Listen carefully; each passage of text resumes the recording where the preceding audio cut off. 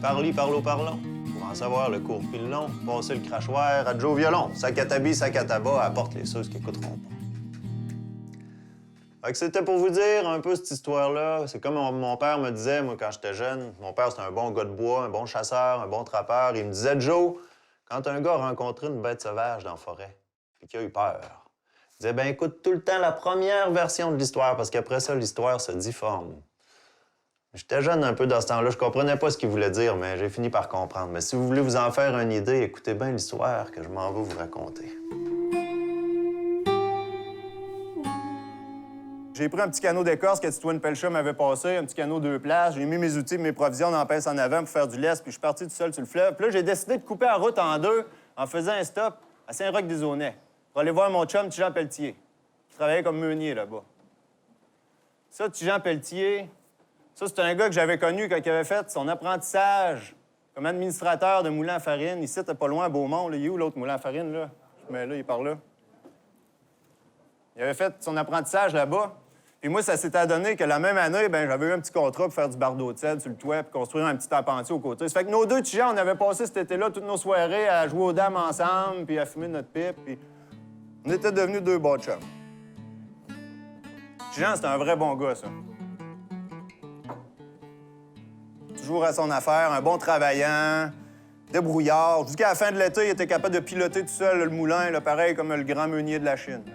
Puis avec ça, toujours le sourire au milieu de la physionomie, il faut lui donner ça, un vrai bon garçon. Puis il y a comme un don pour mettre le monde dans leurs aises, tu sais. Parce que, ça, les enfants, si vous voulez une job pour connaître tout le monde d'un canton, là, faites-vous administrateur de moulin à farine, c'est Joe Violon qui vous dit ça. Tout le monde passe au moulin. Que ça soit un riche bourgeois ou ben, du pauvre monde, que ça soit des catholiques, que ça soit des protestants. Lui, il écoutait tout le monde égal, pas de problème. Il mettait le monde dans les confidences, c'était un vrai confessionnal, son affaire. Et moi, ceux qui me connaissent ici commencent à le savoir, là. Sans dire que je suis porté là, sur le patinage, sur le jabotage non plus, là, mais quand même, que je sois chez nous, ben, d'une autre paroisse, que je sois dans le bois, ben, sur les cages, j'aime bien ça quand même, savoir un petit peu ce qui se passe autour. Hein. Ça fait qu'avec Tijan, je m'ennuyais pas. Il m'en comptait autant que j'y en comptais. Ça fait qu'on passait toutes nos soirées ensemble, puis on s'adonnait bien, on était comme du lard, puis des pois dans notre marmite, puis ça allait bien, notre affaire.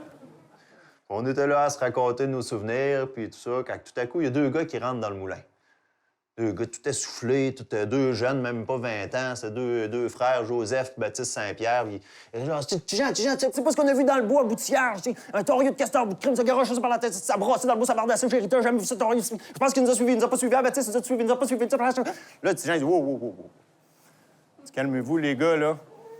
Là, il dit, je suis pas sûr de vous suivre comme faut, là. Il dit, racontez-nous ça en français, là. Les deux gars qui venaient de rentrer au moulin, c'était deux frères. Joseph et Baptiste Comtois, deux gars de même pas 20 ans, là. Ils étaient tout essoufflés comme deux gars qui viennent de courir du diable au vert. Il y avait encore la canne à pêche dans les mains puis le chapeau dans les mains. Puis... Là, ils nous ont raconté qu'ils ont dit on était à la pêche, en haut, sur la rivière du Bras, là. Tu sais, où est-ce qu'il y a le troisième rang, la rivière fait une petite crique, là. Bon. Pêche à la petite truite, que là, tout allait bien, tout était normal. Puis, à un moment donné, on a entendu de l'autre bord, en face de nous autres, dans le bois, comme un cri, comme un sifflement de bête sauvage. Oui! Hein, Baptiste? C'est là que ça s'est mis à brasser en même temps des branches, une espèce de Bataclan du maudit, les bouleaux puis les trembles étaient shakés, je ne sais pas par quoi. Puis c'est là qu'on a vu ça dans peut-être bien... Ah, Baptiste, il dit peut-être bien 20 pieds dans les airs, c'était torieux de castor, qui a traversé la rivière. Puis qui a passé à ça de ma tête à peu près, puis qui est venu tomber dans les zones en arrière de nous autres. Bon, ben, j'ai dit boutière. J'ai dit, il y a du crime là-dedans. J'ai dit, ça se peut pas, ça. J'ai dit, moi, les gars, j'ai voyagé pas mal.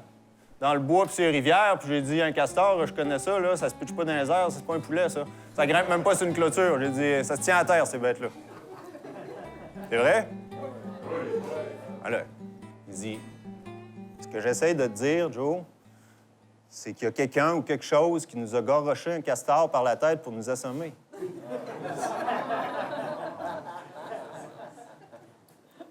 Là, Tijan, il dit, vous êtes sûr que vous n'êtes pas fait blaguer, les gars, tu sais?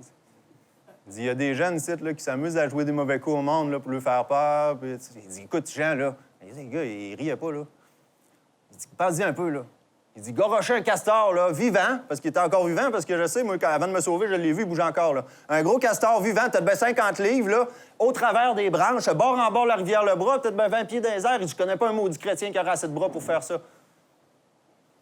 Puis là, Baptiste, il disait qu'il avait vu, lui, avant de se sauver, Une espèce de tache sombre au travers les branches, comme un pelage foncé, comme si la bête avait tenu debout comme un ours, assez haut dans les branches noires. Je dis, un ours? Je dis, voyons, Baptiste, je dis, un ours n'aurait pas pu vous lancer un castor avec sa gueule, là. Je dis, ça prend une bête qui aurait des mains.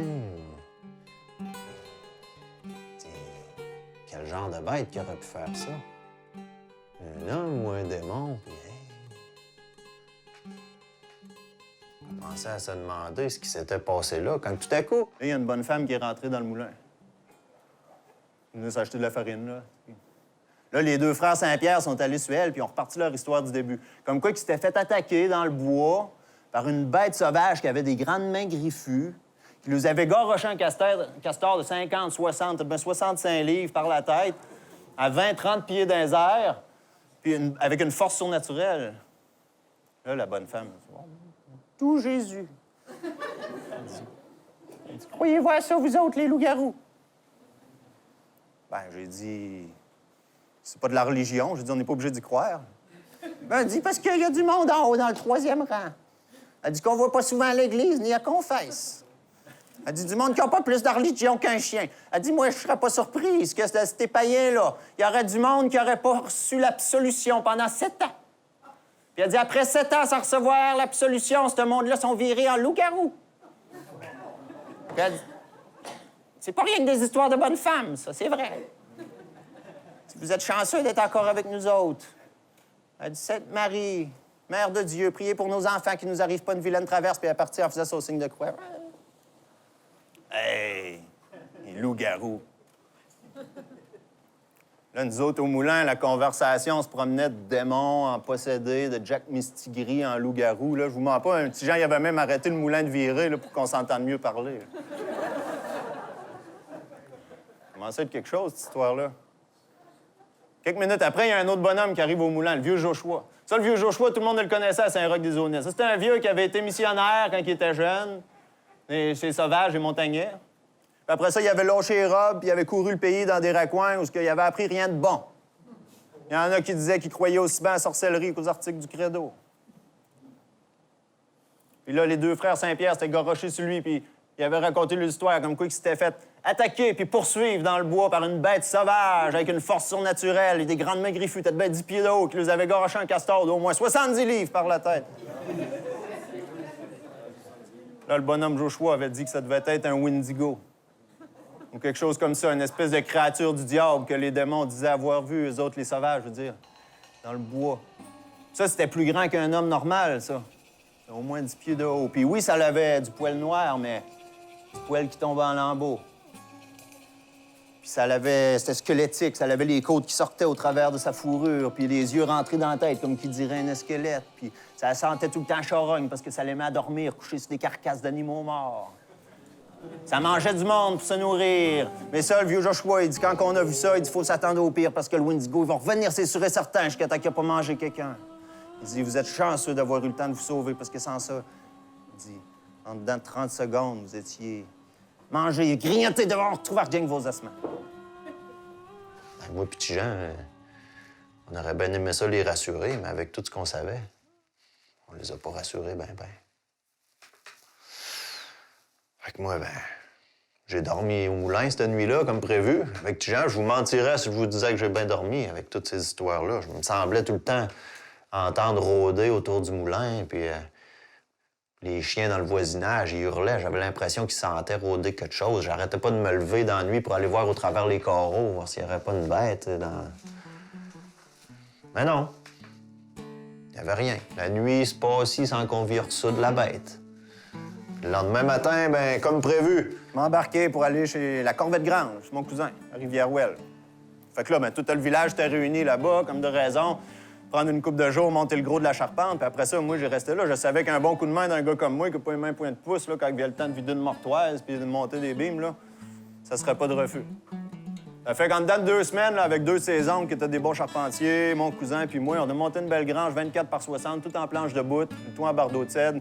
Si j'avais pu prendre des photos dans ce temps-là, là, avec mon cellulaire, comme vous autres aujourd'hui, là, je vous aurais montré ça, vous verriez qu'on s'était pas viré les pouces en dedans de 2 semaines. Tu sais, hein? Je travaillais toute la nuit. Mais c'est pas ça l'histoire. L'histoire, c'est quand que j'ai revenu à Saint-Roch-des-Aunais, 2 semaines après.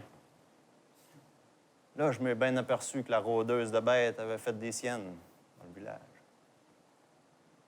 À peu près tout le monde l'avait entendu crier la nuit. Ceux et ceux qui habitaient en haut dans le 3e rang.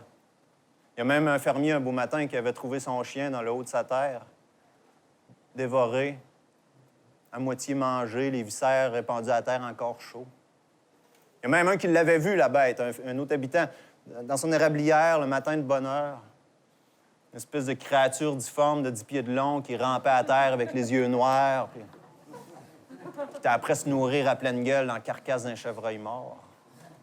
Là, tout le monde dans le 3e rang s'était mis à craindre de croiser la bête. Il y en a qui n'osaient plus sortir de chez eux. Puis même la Louise à Josepha, elle s'était enfermée dans la maison. Elle avait quasiment fait une crise d'hystérie nerveuse. Elle s'était barricadée en dedans. Elle voulait même plus rouvrir la porte à personne. D'un coup, que le monde serait possédé par des méchants esprits. Puis elle avait mis des provisions de la bouffe dans le dispensaire pour 3 semaines. Là, les hommes les plus braves de Saint-Roch-des-Aunais s'étaient organisé une battue d'un armes, avec des fusils. Ils avaient marché, ils avaient ratissé tout le bois en haut du 3e rang.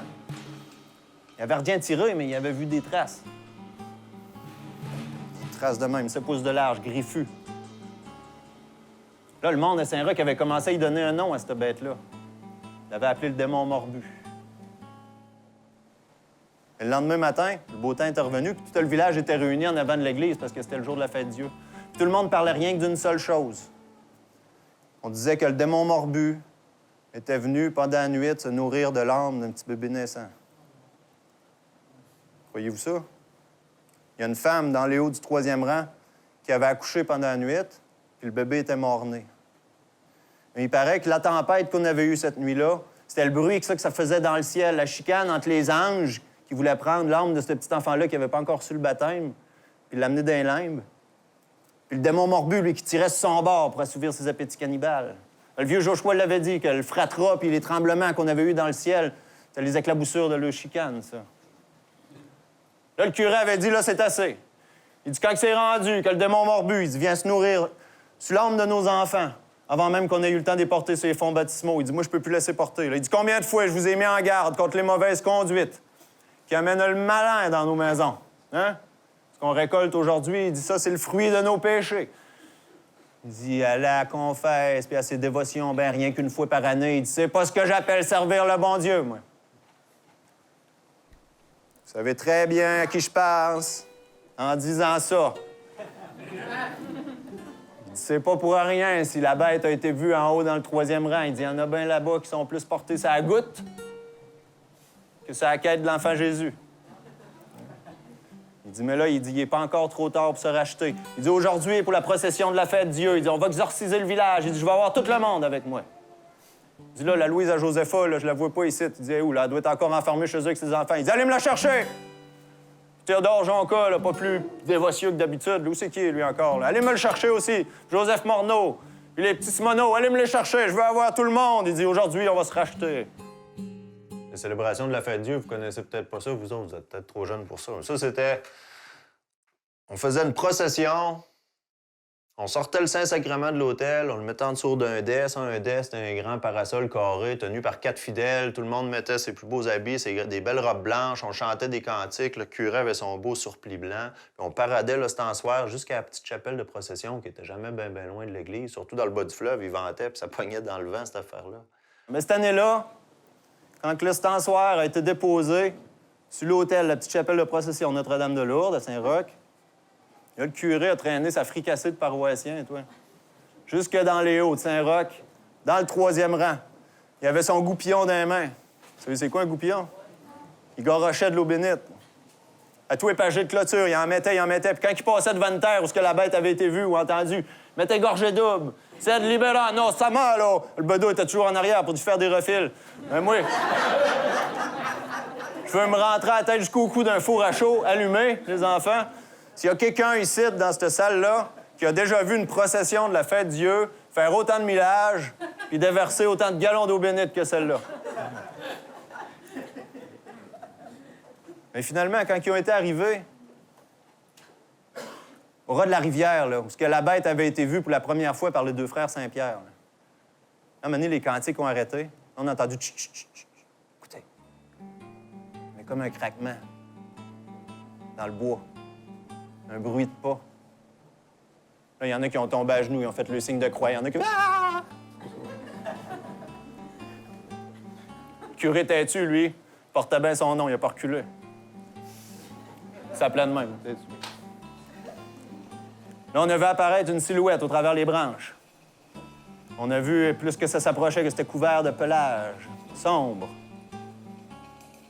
Puis on a vu qu'il y avait des lambeaux de chair sanguignolantes après ça. Moi, j'ai eu une grande souleur dans le dos. J'ai même pensé, moi aussi, pendant un bout de temps, que c'était le démon morbu qui était en train de sortir du bois pour venir interboliser la manœuvre au curé teintu. Mais finalement, c'était Barbichette, le trappeur.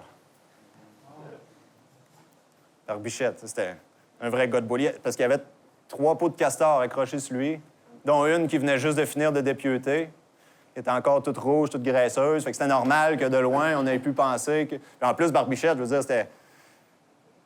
Il était chevelu, barbu, quelque chose de riche, là. Lui, c'était une touffe de poêle, 2 yeux, une pipe. Tu le voyais arriver de loin l'hiver avec son grand coke de poêle, là. T'aurais cru un ours monter sur des raquettes. Ça, c'était Barbichette, notre trappeur de Saint-Roch. Ça. Lui, quand il était pas parti en voyage avec les sauvages, à quelque part, bien, il était dans un petit camp dans les Hauts-de-Saint-Roch. On le voyait ressoudre dans le village une fois de temps en temps, vendre ses peaux, aller porter ça à la tannerie, puis... Ça, Barbichette, on l'appelait le sauvage, à Saint-Roch-des-Aunais, ça. C'est son grand-père, je pense qu'il avait marié une Abénaki. Fait que son père était à moitié indien, puis en tout cas, lui, il était la moitié d'un sauvage. Mais ça reste qu'il était assez fort pour dire qu'il... Hein, comme on dit, du sang, c'est pas de l'eau. Hein. Il était tout le temps parti à la chasse puis à la trappe comme les sauvages. Il y avait un petit camp en arrière de Saint-Roch. Il nous a regardé un bon bout de temps. Il avait l'air de se demander ce qui se passait, toute la Bataclan, tous les grandes robes blanches, les cantiques. Il a fini par mettre un genou à terre puis à saluer M. le curé comme il faut. Mais Barbichette, il était pas ben chrétien, je pense bien. Je sais pas. Lui, il disait qu'il n'y avait pas grand monde à Saint-Roch pour y en remontrer ses principes. Lui, il disait... Il faisait ses dévotions dans le bois. Il disait chaque arbre dans le bois, c'est comme une prière qui monte vers le ciel. Mais moi, je pense qu'il était plus sauvage que catholique. Parce que quand la procession a tout été redescendue jusqu'à l'église, moi et Jean, on est retourné au moulin. Lui, il est venu nous voir, il voulait nous parler, puis il voulait savoir c'est quoi qui s'était passé. Là, expliquez-moi ça, vous autres. Le gars, il est tout le temps dans le bois, tout le temps attentif au bruit, aux pistes des animaux. Il dit que les oiseaux, ils parlent. Puis il n'a pas eu connaissance de ça, lui, que le démon morbu a rôdé depuis 2 semaines autour de Saint-Roch. Je vous demande un peu si ça se peut. Ben, moi, je pense que cette bête-là était plus là pour manger des catholiques que des sauvages.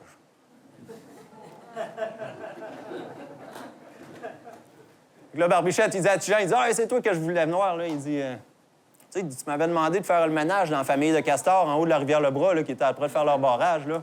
Ben, il dit « C'est fait. » Il dit « T'as plus à t'inquiéter. » Il dit « Tu vas avoir de l'eau au moulin tout l'été, là. » Ben, j'ai eu de la misère, par exemple. Il dit « Il y en a un, à un moment donné. » Il dit « Je sais pas trop ce que j'avais. Pour moi, j'avais pris un arbre trop gros pour faire mon argiboire, ou même la corde était trop usée, mais il dit « C'est la corde à casser. » Il dit « Le maudit Castor, il a dû revoler comme un boulet de canon. »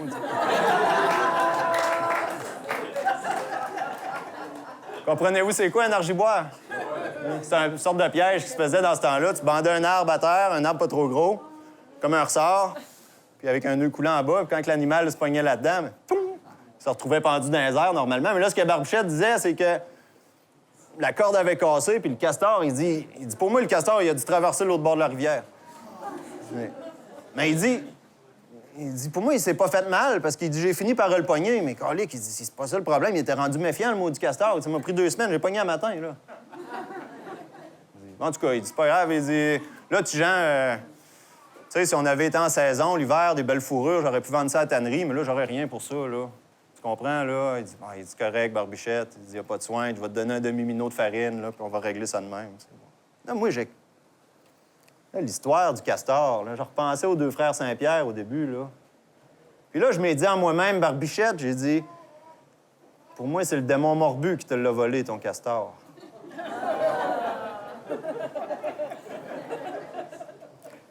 Mais je voulais pas y faire peur non plus, hein, ça fait que j'ai rien dit.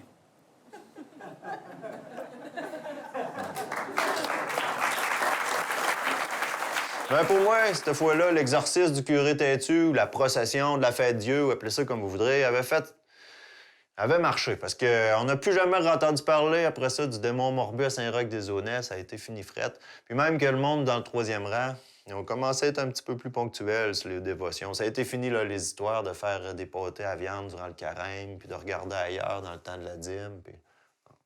Même qu'ils ont demandé à l'évêque pour avoir leur église à eux autres, parce qu'ils trouvaient ça long pour venir à la messe à Saint-Roch. Puis ils ont eu leur église dans le 3e rang. Puis ça a donné ce qu'on a connu aujourd'hui sous le nom de la paroisse de Sainte-Louise. Sakatabi, Sakataba, mon histoire finit comme ça.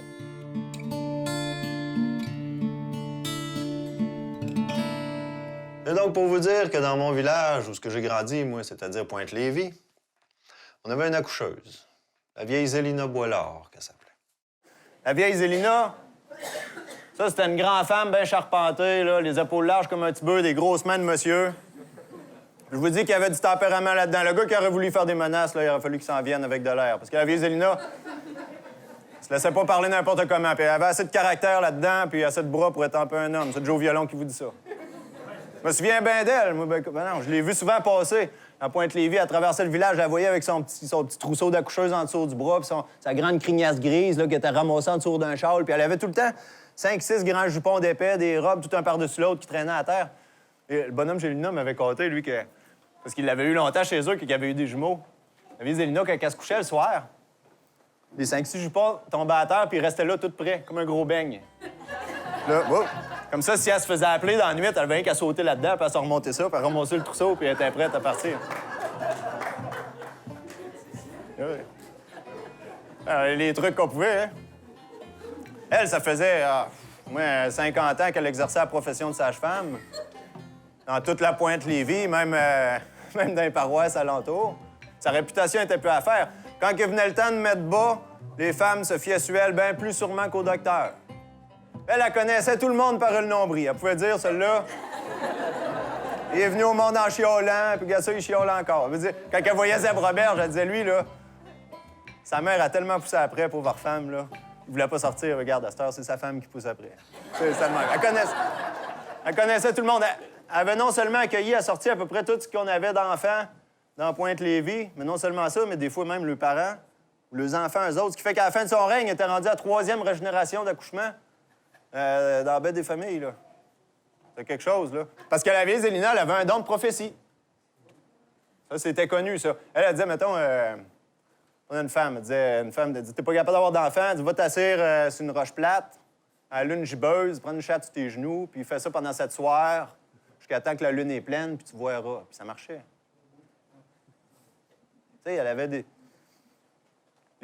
comment ça s'appelait, c'est la rue Sainte-Anne, là, t'en souviens-tu? En tout cas, eux autres, il y avait eu 2 enfants, les 2 premiers, ils étaient trop pauvres. Ils n'avaient même pas pu donner une poche de patates ou une poule à Zélina, ni rien. Mais quand ils avaient eu leur petit 3e, là, avec un bec de lièvre, là, ils étaient toujours restés sur l'impression que c'était la vieille Zélina qui leur avait jeté un ressort, comme pour les punir. Il y en a qui disaient qu'elle accrochait des placentas après ses robes, puis que c'était une sorcière, tu sais, qu'elle vendait à poule noire. Moi, pourtant qu'à moi, à savoir si la vieille Zélina était maléficieuse à ce point-là, je sais pas, c'est plus ce que je pourrais dire. Mais moi, j'ai tout le temps pensé qu'elle était assez bonne chrétienne, au fond. Tu sais, je pense que quand elle avait de quoi contre quelqu'un, elle disait en pleine face. Mais elle avait quand même ses petits secrets, faut dire. Elle avait des petites plantes pour arrêter le mal, là, des tisanes là, pour les femmes qui voulaient pas avoir d'enfants. Puis ça, des fois, ça pouvait être des jeunes filles, ça. C'était quelque chose à cette heure-là, se retrouver fille-mère. Là, Enfin, tout ça pour dire que une bonne fois, la vieille Zélina s'était fait demander pour aller accoucher sur les Merciers. Ça, je dis la vieille Zélina, mais c'est pas vrai, parce que dans le fond, cette histoire-là, je vous raconte ça, moi, ça m'a été conté, elle était encore jeune fille, là. C'était la jeune Zélina. Ainsi donc, mademoiselle Zélina, hein, ça a fait demander pour aller accoucher chez les Merciers, le bonhomme Mercier qui était venu à chercher en pleine nuit, à cheval. Puis ça se passe au printemps. Zélina saute dans son gros beigne au pied du lit. Elle embarque avec le bonhomme Mercier. Il avait fait atteler sa vieille jument après un petit cabarouette, puis il était venu la chercher. Puis sur les Merciers, c'était pas tout à fait à la porte. C'était pas tout à fait sur le voisin, comme on dit. Il fallait qu'il remonte tout du long du chemin des Abénaquis. Il y avait encore une bonne petite raide à faire en pleine nuit, à la grosse pluie battante. Au printemps, comme vous imaginez bien, les chemins étaient virés en ruisseau de boîte, plus qu'un chemin. Qu'est-ce qui est arrivé comme de fait? Hein? Un accident. Un moment donné, Dans la Grande Traverse, là, justement, sur le chemin des Abénaquis, où que pendant 5-6 lieues, on ne croise pas un chrétien, pas une ferme, pas un chien, pas rien. La barouette a glissé dans la boîte, puis elle a versé en bas du chemin, puis la jument a suivi, puis la jument s'est foulée une patte. Puis heureusement, ils se sont pas fait trop mal, mais la cabarouette avait une roue tout débriscaillée, puis la jument, ben là... Imaginez, là, eux autres, là, toute sale, là, dans la boîte jusqu'aux chevilles, en pleine nuit, à la pluie battante. Là, il était après à se demander s'il fallait qu'il continue à pied, crapaud clopin, bedon qui revire de bord pour aller cogner la dernière ferme qui avait passé, qui était encore un petit bout à reculons, en espérance qu'il y aurait peut-être bien un cheval qui pourrait atteler dans pleine nuit. Puis quand tout à coup, comme une permission du bon Dieu, il y a un étranger qui est arrivé. Monté, c'est un beau grand cheval, toi, à selle, un bel étalon, rouge, au brun-rouge, là, avec une tache blanche au milieu du front. L'étranger, un jeune homme poli, habillé chic, tout en noir, un beau chapeau de feutre noir, un gros cloak ciré noir. Puis le cheval, toi, fier, qui levait les pattes comme s'il était après faire une parade. Il se salissait quasiment pas, malgré que le chemin, comme je vous disais tantôt, il avait plus l'air d'un coulisseau de boîte que d'un chemin. Une apparition, les enfants. Il arrête à côté d'eux autres. Il dit... Peux-tu vous aider? Ah, le bonhomme, il dit, ça doit être le bon Saint-Christophe, patron des voyageurs, qui vous envoie. Il dit, si vous pouviez envoyer Mlle Zélina chez nous, il dit, ça nous rendrait bien service. Il dit, ma femme est en train de mettre au monde, puis moi, il dit, je continuerai mon chemin à pied, là, en amenant ma vieille jument qui a la patte cassée. Puis... Il dit, il n'y a pas de soin, mademoiselle. Il dit, montez. Fait qu'il a amené Mlle Zélina, à Califourchange, que chez eux, au grand galop, 5 lieues d'une bauche. Le cheval est arrivé là, même pas essoufflé, comme s'il n'y avait personne sur le dos. Tout un cheval. Malgré que la vieille Zélina, comme je vous ai dit, était taillée d'un beau morceau, là, quand même. Fait qu'il a laissé Zélina à la porte, puis bonsoir. Puis c'était grand temps que la sage-femme arrive, parce qu'il paraît que le bébé était d'une drôle de couleur. Elle disait qu'il y avait était jamais des épaules. Je fiche pas trop, je connais pas ça, mais ça aurait pu le faire mourir. Si la sage-femme n'était pas arrivée, parce que Zélina, elle connaissait son ouvrage. Elle, devant une femme en couche, c'était comme moi, devant une bonne bille de pain blanc avec ma hache. Elle avait ça dans le bras, elle savait quoi faire. Fait qu'elle a réussi à sortir Gugus de là, sans même d'y gratigner la coquille, sain et sauf. Mais s'il avait fallu qu'elle continue le chemin à pied, là, elle trouvait le bébé mort, là, ça, c'est sûr. Fait que quand il a été sorti, tout en sécurité, elle l'a pris dans ses grosses mains, là. Elle l'a enligné en pleine face, puis il a dit, écoute-moi bien. Auguste Mercier, il a dit, c'est important ce que je vais te dire là. Elle a dit, si ça n'avait pas été de cet étranger à soir, là, puis son beau grand choix à l'étalon qui m'a amené ici, là, elle a dit, tu serais pas au monde, mon petit torchon. Elle a dit, oublie jamais ça. Elle a dit, c'est ton devoir de t'en rappeler. Tu dois ta vie au beau grand choix à l'étalon d'un étranger qui m'a amené ici. Souviens-toi toujours de ça. Puis Gugus, il a compris. Parce qu'on disait que la vieille Zélina avait un don. Elle avait le don de parler au bébé. Elle avait rien qu'à mettre ses mains sur la bédaine d'une femme enceinte, là. Croyez-vous ça? Elle posait une question au bébé, puis le bébé, il répondait, on sait pas trop comment. Il y a juste elle qui comprenait la réponse, mais on pense qu'il parlait peut-être par les mains ou... Enfin. Mais moi, je pense que Gugus a compris cette fois-là. Tu sais, qu'est-ce qu'elle lui disait qu'il devait sa vie au beau grand choix d'un étranger, parce qu'il y a toujours... Lui, Gugus... Après ça, quand il a grandi, il a toujours aimé le cheval. Ça n'a pas été surprenant qu'on a vu qu'il s'est fait maréchal Ferrand. Je crois bien qu'il n'aurait pas pu faire d'autre chose. Moi, quand je l'ai connu, Gugus, il n'y avait pas un maquignon dans la bourse pour le matcher, parce qu'il a soigné un cheval. Je vous enseigne mon papier. Lui, il avait commencé son apprentissage, il avait rien que 10 ans, avec un forgeron de la Beauce, un dénommé Alcide Couture. Je vous dis qu'à 15 ans, là, il savait travailler les pattes d'un cheval, encore mieux que le bonhomme Couture. Le bonhomme Couture partait quelques jours. Gugus travaillait les pattes d'un poulain. Le poulain arrêtait de boiter. Là, le bonhomme revenait, il disait « T'as enlevé trop de cornes! » Il recommençait à le ferrer comme avant. Le cheval se remettait à boiter. Gugus, lui, il avait compris, il n'y a pas un cheval pareil à l'autre. Il y en a qui poussent haut, il y en a qui poussent allongé. C'est vrai, ça?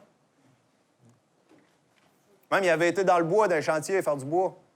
Puis il paraît qu'on n'a jamais vu un cheval sortir d'un chantier de boucheron après un hivernement aussi bien soigné que quand Gugus était là. C'est le stage Barjot qui me l'a dit, il était là, lui.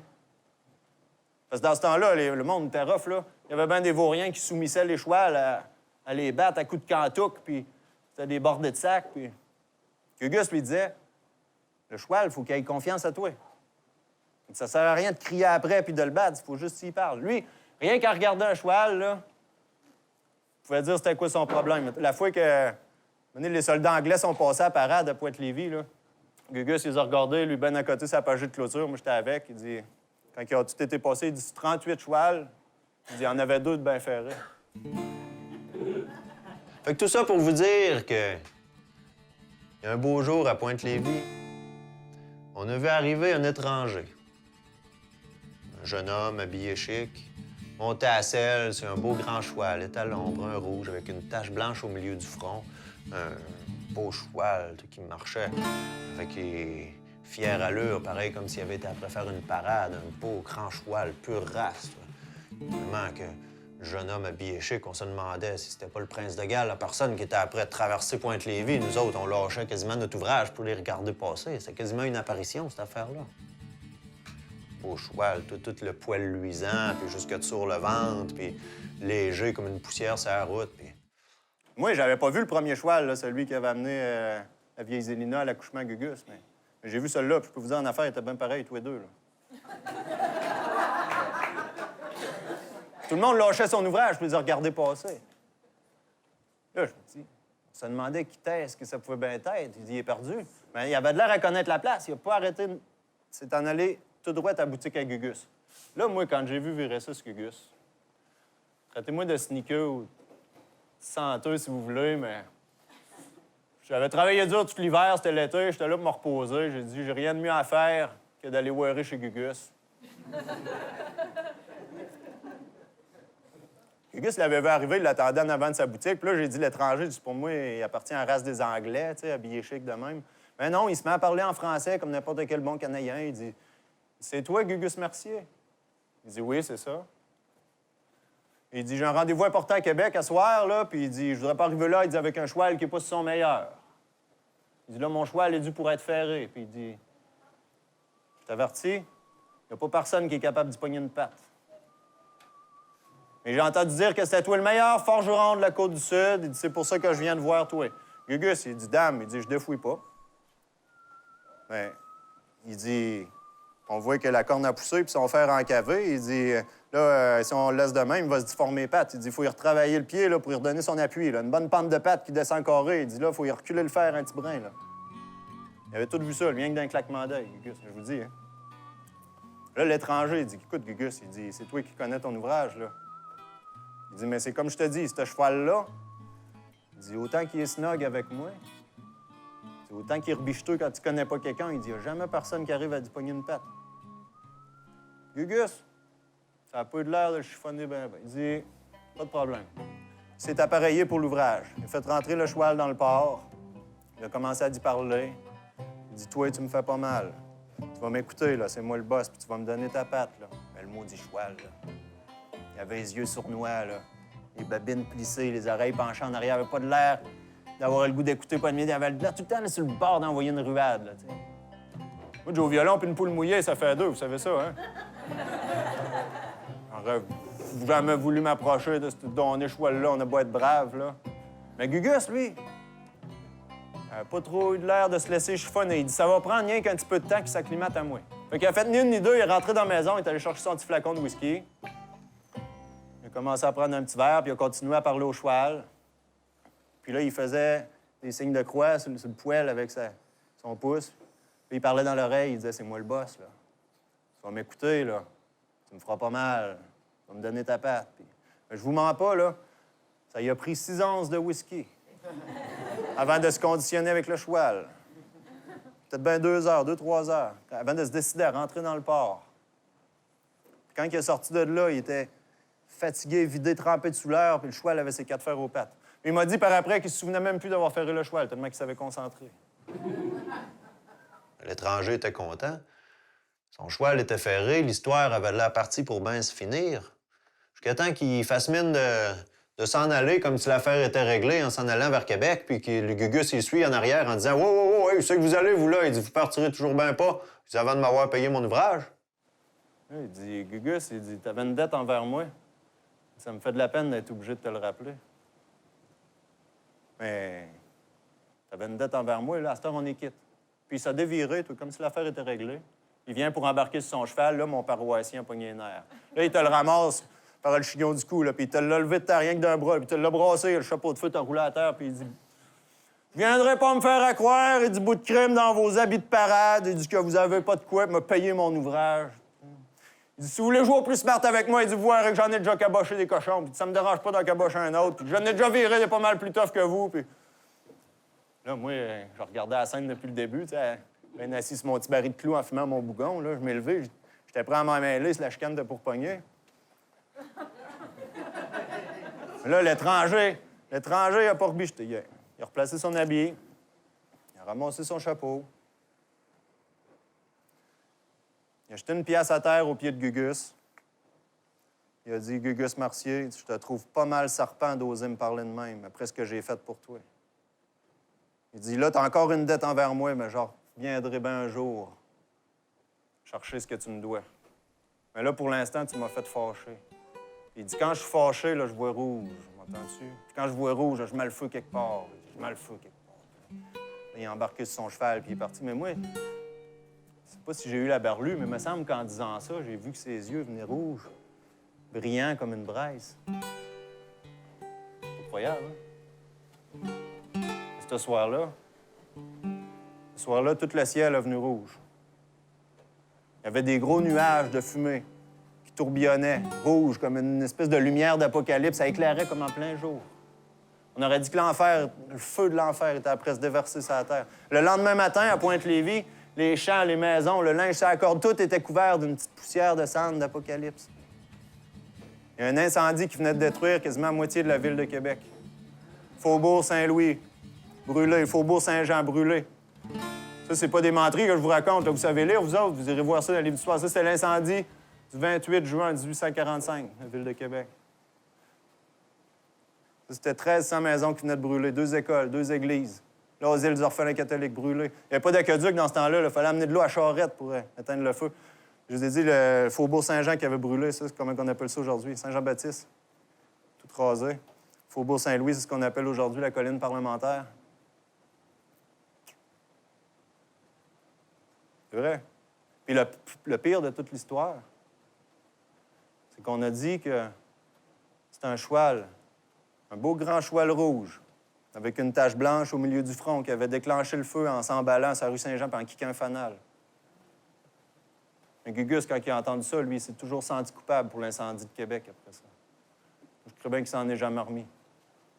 Même que sur le coup, il est resté au lit 2 semaines. Il n'était pas capable de le lever. C'était la vieille Zélina qui venait le voir, qui faisait des cataplumes puis des tisanes.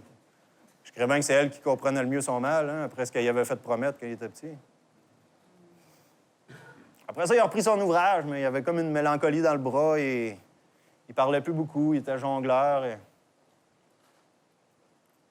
Vous autres qui m'écoutez, faites bien ce que vous voulez avec cette histoire-là, mais Gugus Mercier, lui, a toujours cru après ça que c'était le diable qui était venu faire ferrer son cheval cette fameuse journée-là. Puis qu'il y avait encore une dette envers le diable. Et puis quelques années après, sa boutique a brûlé. Il a cru que c'était le diable qui était venu mettre le feu dans sa boutique, puis il n'a jamais fait à reconstruire sa boutique. Puis le pauvre Gugus, à peu près 1 an plus tard, il est allé travailler patte d'un cheval pour un bourgeois d'une Vernesse, puis il est mort d'une ruade. Moi, j'étais pas là, mais on a raconté que le cheval qui a donné un coup de pied était un bel étalon rouge, avec une tache blanche au milieu du front. C'est pas croyable, hein? Sakatabi, Sakataba, son histoire finit comme ça.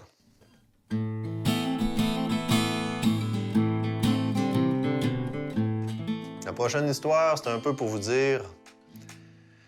Il faut pas toujours croire les rêves qu'on s'invente en dedans de soi-même, même si des fois, les rêves sont beaux. C'est comme on dit, des fois, hein, il faut pas vendre la peau de l'ours avant de l'avoir tué. Hein. C'est un peu ça. L'histoire que je vais vous conter là me fut contée par un gars avec qui j'ai travaillé d'un chantier, un bûcheron. Un dénommé Marcoux. Tout le monde l'appelait Tinette dans les chantiers. Savez-vous c'est quoi une tinette? Tu sais, dans mon temps, une tinette, c'est un petit baril de bois trapu, on mettait le beurre salé là-dedans, là. Les pommes. C'était spécifique à un baril de beurre, là. Puis, mais maintenant, on s'est mis à désigner le baril dans le fond de la bécosse, là, tu sais, le pot de chambre. On s'est mis à appeler ça une tinette. En tout cas, un sio à marde, là. Mais ça n'a pas rapport. On l'appelait tinette. On ne sait pas trop pourquoi. C'était juste un petit surnom. Ça venait de son grand-père, que pour moi, d'après moi, son grand-père, quand il était bébé, il l'avait vu, puis il devait être surpris de tout ce qui rentrait puis sortait de ce bébé-là. Il avait commencé à l'appeler Tinette. Ça dit quoi, hein? J'ai pris ça quelque part. Tinette, c'était un vrai bon gars. Bon travaillant, pas sacreur, pas chicanier. On venait pas de la même paroisse. On n'avait pas été au catéchisme ensemble, comme on dit, là, mais on avait travaillé quand même plusieurs années dans les chantiers ensemble, puis on était devenus des vrais bons amis. Puis lui, il était toujours à son affaire. Les Tinette d'une gang de voyageurs, c'était le genre de gars qui se mêlait de ses affaires. Puis là, le boss, cette année-là, on était engagés dans les Hauts-de-Saint-Maurice pour faire une cage de pain rouge. Puis le boss nous avait matchés ensemble, Tinette puis moi. Vous savez comment est-ce qu'on fait ça, du bois carré? Oui, monsieur le sait, en arrière, là. Bien, on se met en équipe de 2. Ça prend un piqueux puis une grande hache. Fait que Tinette, lui, il était le piqueux, puis moi, ben, je jouais de la grande hache. Faut qu'on travaillait ensemble comme ça. Puis là, cette année-là, je le voyais qu'il avait de l'air déconforté par quelque chose. Il était jongleur, il était tout le temps arrêté de travailler, les yeux dans la graisse de bine, il fisquait le paysage. Il était pas là, j'avais quasiment peur, c'était dangereux, j'avais peur qu'il s'envoie un coup d'âge par mégare, puis qu'il s'ampute un ergot. Puis... Il était toujours le dernier de bout. Là, il pignochait ses bines frettes avec une face de 36 pieds de long. Et... Tout le temps après ruminer. J'ai dit, Tinette, j'ai dit, tu vas-tu bien me dire c'est quoi qui te tarabusque de même? Je dis, un dimanche, on était assis sur une chausse en arrière de la coquerie après fumer notre pipe. Et j'ai dit, Tinette, j'ai dit, je te reconnais plus. J'ai dit, t'as coutume d'être hardi, toujours le premier lancé sur l'ouvrage. Puis là, j'ai dit, t'as l'air d'un gars qui a emballé de quoi de travers. J'ai dit, qu'est-ce qu'il y a? Ben, il dit, Joe, il dit, si je te compte ça, tu vas rire de moi. Je dis, voyons, Tinette. Je dis, tu sais bien que je t'ai toujours eu dans l'estime, là. Mais finalement, pas eu besoin de pousser trop fort avant de venir à bout de le consentir, de me raconter son histoire. Je crois bien que même dans le fond, il avait besoin de vider son sac. Tinette, il avait été plusieurs années, lui, à courtiser une fille de par chez eux à Saint-Jean-Port-Joli. Margot, qu'elle s'appelait. Ça, Margot, c'est une créature un peu hors du commun. Elle était belle. Elle avait toujours un beau sourire au milieu de la physionomie, toujours, mais en même temps, un petit air triste, tu sais. Elle, son père était mort l'année du grand choléra.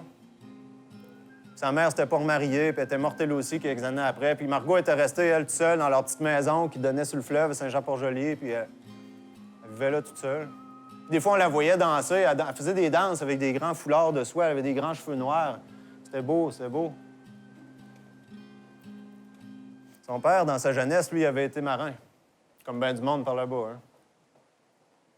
Puis il racontait tout le temps des histoires de ses voyages. Elle avait grandi avec ça, des histoires des 7 mers, puis des pays où il fait tout le temps chaud, où c'est tout le temps l'été, où il pousse des fleurs grosses comme des billes de foin, où il pousse des fruits qu'on connaît pas ici, tout ça.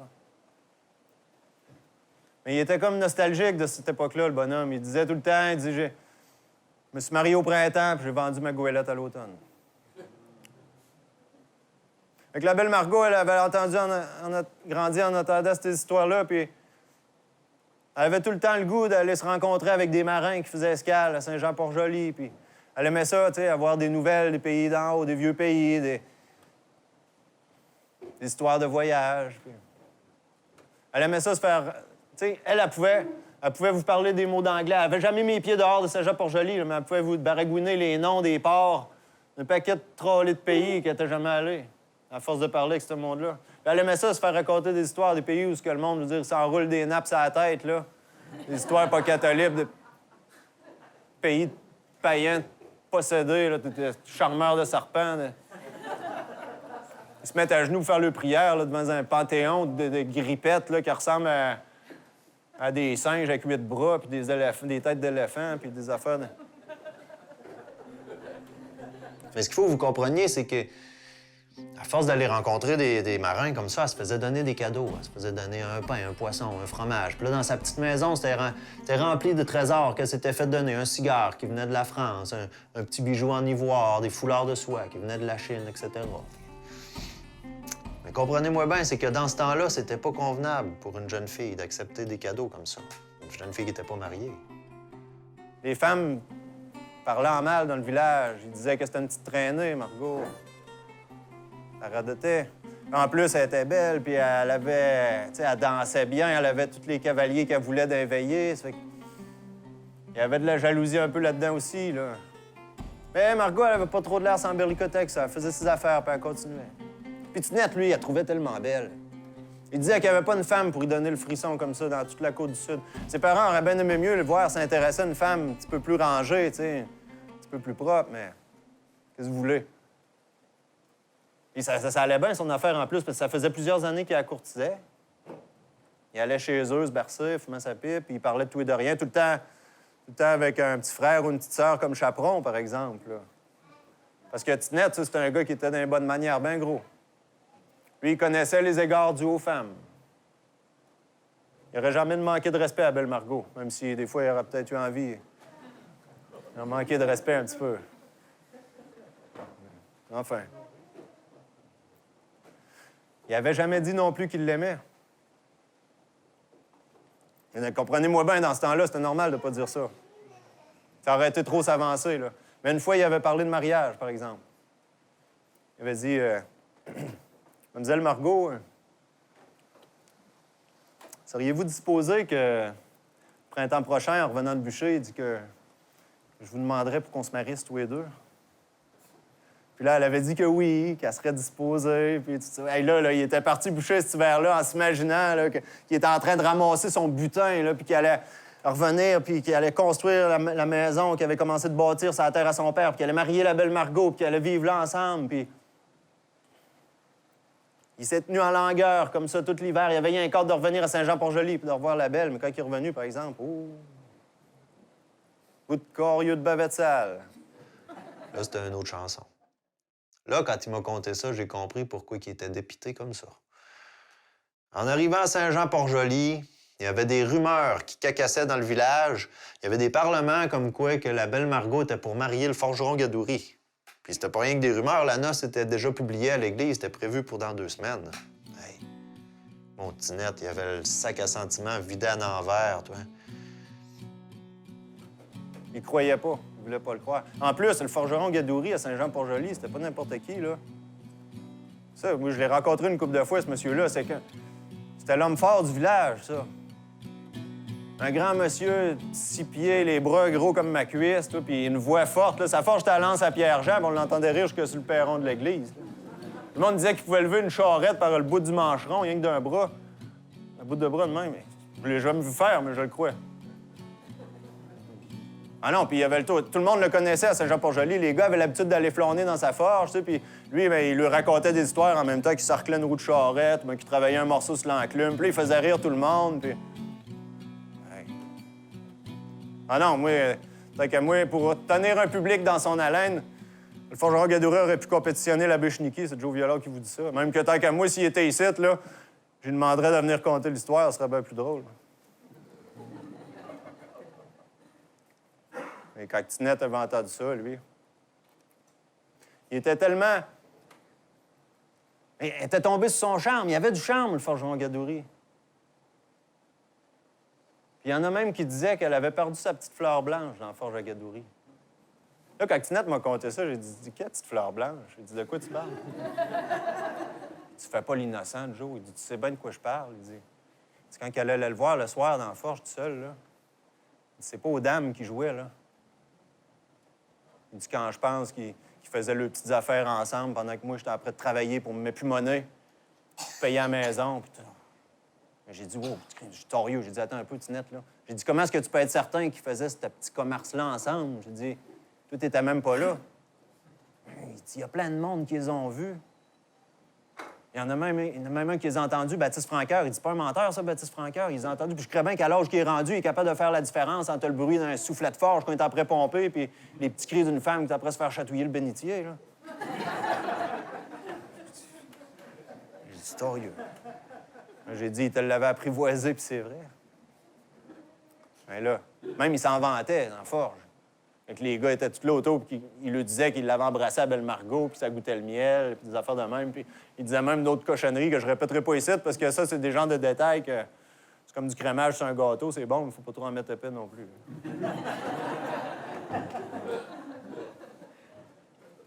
Tinette, lui, il s'était senti pousser des cornes en entendant ça. Il était tellement victimé dans ses sentiments qu'il avait même pas retourné voir la belle Margot pour lui parler. Il s'était croisé une couple de fois sur le perron de l'église, là. Elle le regardait même pas. Elle regardait à terre. Ils ne se sont pas parlé. Mais le forgeron Gadouri, par exemple, ils se sont engueulés. Là, il dit, toi, mon maudit coyon. Il dit, je te trouve pas mal vicieux. Il dit d'avoir fait des raccommodements avec Margot. Il dit, pendant que j'étais dans le bois. Ah. Il dit, qui marie forgeron à son mari à la maison, hein? Il dit, c'est pas de ma faute, à moi, Tinette, tu t'es parti boucher 6 mois par année. Il dit, par rapport de ça, il dit, faut pas préparer le four avant d'avoir le poisson. Hein? Comme on dit, ça, c'est une parabole dans le métier de forgeron. Autrement dit, faut pas faire chauffer le feu de forge avant d'avoir le client, mais c'est bon pour tout, ça. Tinette, t'aurais dû savoir ça. Il dit, mon maudit, il dit, c'est pas correct ce que tu m'as fait. Parce qu'on dira bien ce qu'on voudra, mais... J'en ai vu des gars là, aller flober le paye aux femmes en sortant d'un hivernement, là, des boucherons. Là. Mais Tinette, il n'aurait jamais fait une affaire de même. Tinette, c'était un gars correct. Il avait du respect pour le sacrement du mariage, puis il avait une conduite irréprobable. Gadouri, c'était une autre affaire. C'était plus fantasme un peu, ça, Gadouri. Il se passait à peu près 2 semaines de même. Forgeron Gadouri, lui, était tout prêt pour ses noces. Il y avait toute la paroisse de Saint-Jean-Port-Joli était invitée. Ses mères, ses sœurs étaient dans les tourtières, les sucres à la crème, les bouquets de fleurs, les centres de table, tu vois. Mais là, ce qui est arrivé, c'est qu'une couple de jours avant le mariage... La belle Margot était plus là. Elle était partie, on sait pas où. Il y en a qui disaient que la dernière fois qu'il l'avait vue, elle était sur le quai de Trois-Saumons, là. Après, elle parlait avec des marins. Elle s'était embarquée sur un bateau, quelque chose. Là, le forgeron Gadouri avait dit, toi, Tinette, mon torieux. Il dit, t'as manigancé de quoi, mon crime? Il dit, tu as donné un rendez-vous quelque part, c'est ça, hein? Il dit, tu vas aller la rejoindre, là, il dit, t'as sabordé mon mariage, mon Christ. Puis là, il avait donné une ramasse, là. Tinette était venue, la face renflée comme un jambon de Pâques. Là, moi, je vais vous dire une affaire, là, les affaires, j'ai eu affaire à des gars fâchés, ben, des fois, dans ma vie, ces chantiers, là, on rencontre des malcommodes, là.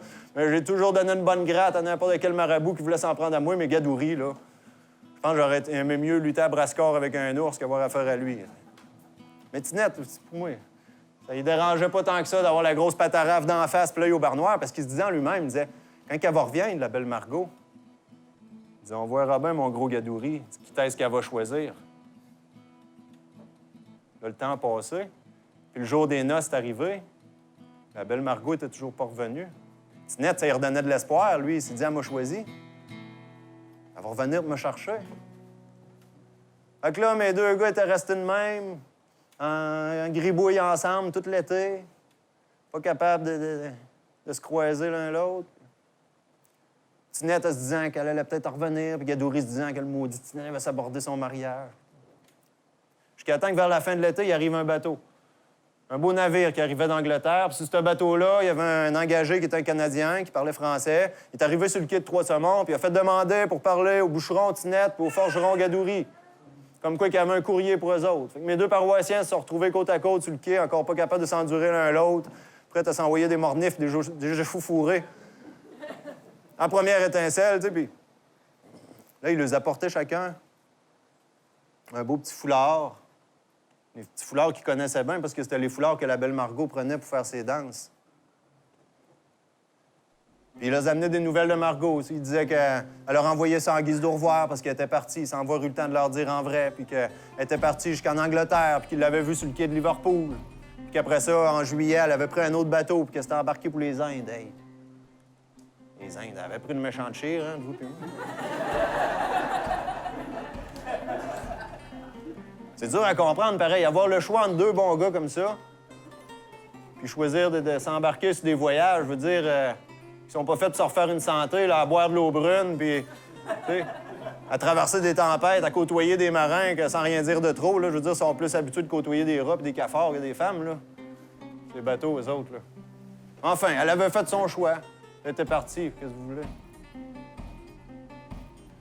Fait que mes 2 chiens de faïence, après ça, ils ont fait de leur mieux pour... Sans dire qu'ils se lichaient à la face comme 2 chiens d'une même portée, là, mais... Ils ont essayé de faire la paix, tu sais. Puis aujourd'hui, ben, on est à peu près 175 ans plus tard, de ce que je vous compte là. Puis il n'y a plus ben personne qui se souvient du boucheron Tinette, ni du forgeron Gadouri. Tinette, lui, a fini par Pour se marier plus tard, mais ça lui a pris du temps à s'en remettre. Il a marié la Rose, une petite fille de Lillette, qui a toujours été bien correcte avec lui. Ils n'ont eu rien qu'une fille. Forgeron Gadouri, lui, il a fini par marier une petite créature de Lillette qui n'était pas piqué des vers. Ça n'a pas été trop long, puis il a tenu sa forge. Lui, la dernière fois que je l'ai vu, il avait encore 80 ans. Il tenait sa forge, il était encore grand puis fort comme un chêne. Mais la belle Margot, elle, tout le monde se souvient d'elle encore à Saint-Jean-Port-Joli. Elle s'est même légendifiée. On l'a appelée la coureuse des grèves.